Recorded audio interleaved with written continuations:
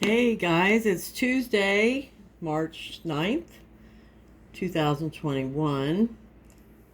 I haven't done the calculation on today, 393. It's an 8-day. Yeah, March 9th is a 12, which reduces to a 3. We're in a 5 year, so it's an 8-day. Love 8 days.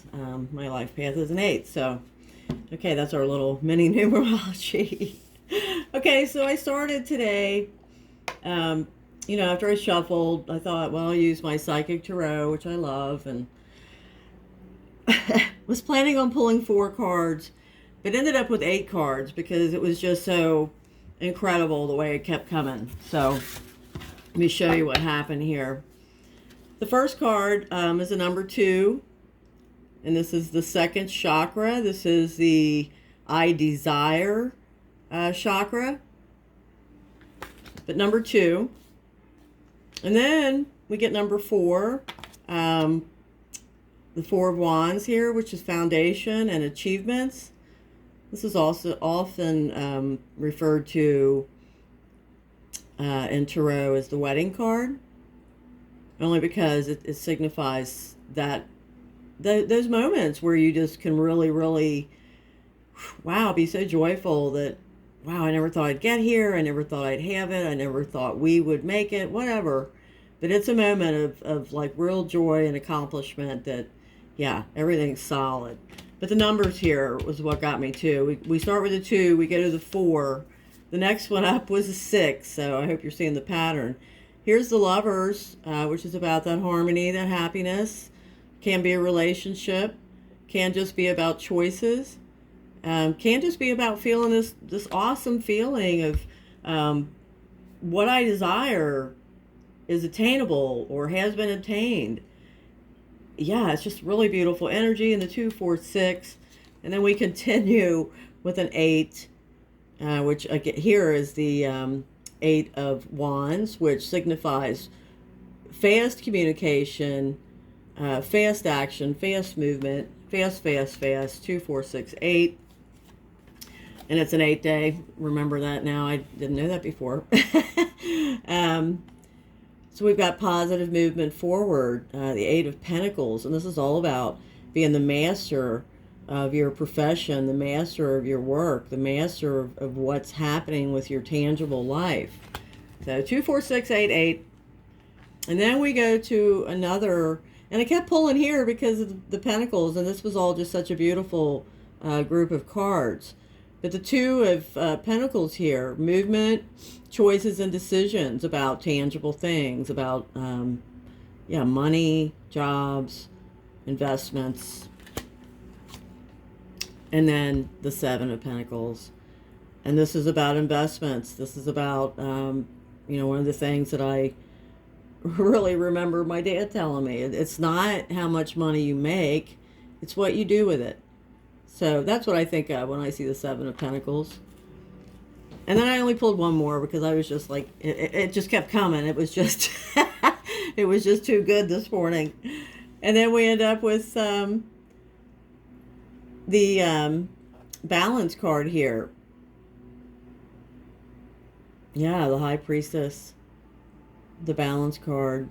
So through all of this absolute joy, synchronicity, 2s, 8s, 2, 4, 6, 8, 8-day, keeping the balance.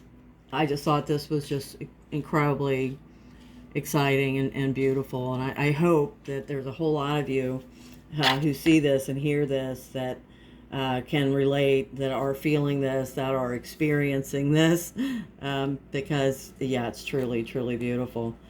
Okay, so then I pulled a few Lenormand to go with it. And first we have the mouse, the mice. The mice is about, details, taking care of the little things. The mice, can create some anxiety, but it's usually not over huge things. It's just kind of little, oh my God, I've got a list. I've got too much to do today. I've got to do this. I've got to do that. So that kind of anxiety. We've got the divine timing card showing up here to remember everything happens when it's supposed to happen. Everything has a divine timing to it. In the heart, I've had this like 3 readings in a row. So maybe there's some divine timing going on with a relationship or something you really love.